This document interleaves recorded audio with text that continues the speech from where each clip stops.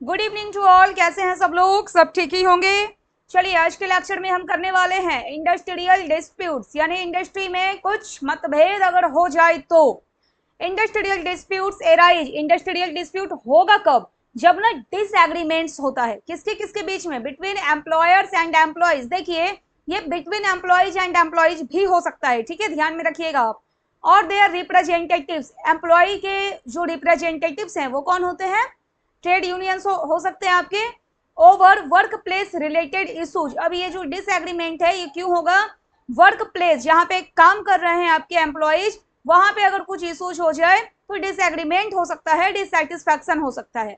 Main causes पढ़ेंगे हम, main causes of industrial disputes. और पहला है आपका economic cause.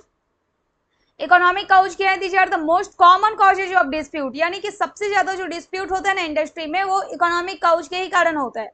Related to wages and working conditions, यानी कि आर्थिक कारण इसे आप बोल सकते हैं। पहला है इसमें wages and salaries, disagreements over the amount और method of wage payment. Bonus को लेकर, इंसेंटिव्स को लेकर, डिमांड फॉर हायर बोनसेज। अब हायर बोनसेज का डिमांड कौन करेगा? जो एम्प्लॉयज है वो करेंगे। और परफॉर्मेंस रिलेटेड इंसेंटिव्स, अगर किसी का परफॉर्मेंस बेहतर है तो फिर वो डिमांड करेंगे कि भाई हमें कुछ बोनस मिलना चाहिए, एक्स्ट्रा अमाउंट मिलना चाहिए, जितना वेजेज मिल रहा है उससे कुछ बढ़ा करके हमें मिले। नेक्स्ट है आपका working hours, conflict over long hours. अब ज्यादा समय तक अगर ऑर्गेनाइजेशन काम करवा रही है तो अब भी कॉन्फ्लिक्ट हो जाएगा। इरेगुलर शिफ्ट है, कोई भी शिफ्ट लगा दिया जा रहा है, होता है ना, जैसे मॉर्निंग शिफ्ट होता है आपका, नाइट शिफ्ट है, ओवर टाइम अगर हो रहा है तो ये सारे बातों को लेकर के कॉन्फ्लिक्ट हो सकता है। अलावेंसेज है, डिस्प्यूट ओवर डेयरनेस अलावेंस को लेके, महंगाई भत्ता जिसे आप बोलते हैं, travel allowance etc। Leave and holiday, अगर आप छुट्टी पर जा रहे हैं, अब जितने दिन आपने छुट्टी ली हुई है उस पीरियड का आपको अगर पेमेंट नहीं मिल रहा है तो वहां पर भी देखा जाए कॉन्फ्लिक्ट हो सकता है, डिसएग्रीमेंट हो जाएगा। इनएडिक्वेट, जितना मिलना चाहिए वो भी नहीं मिल रहा है। और non sanctioned leave, deny of paid holidays, यानी कि डिनाई का मतलब होता है मना कर देना।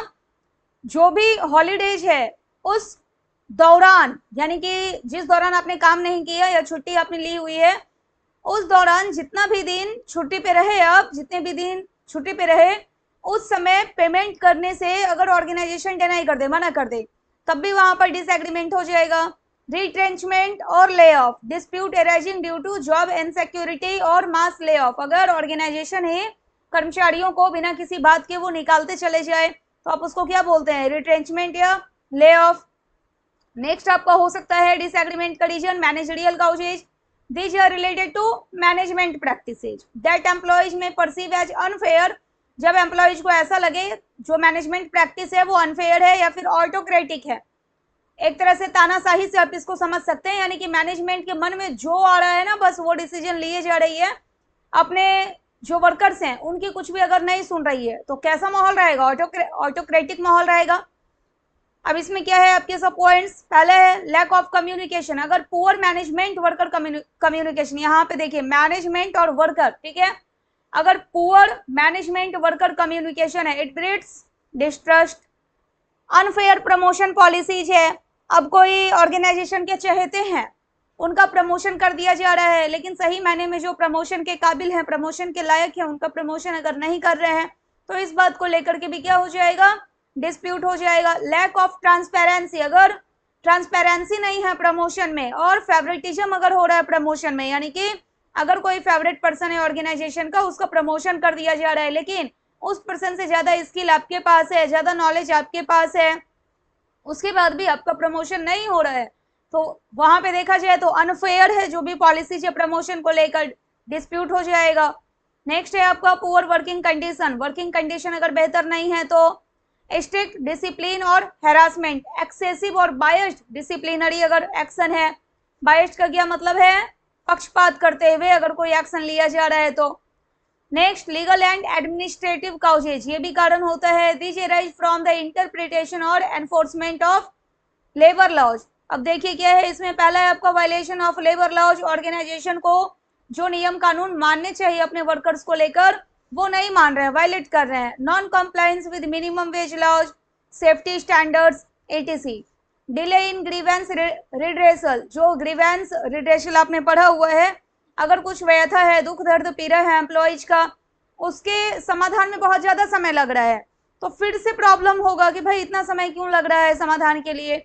इनएफिशिएंट और biased handling of employee complaints.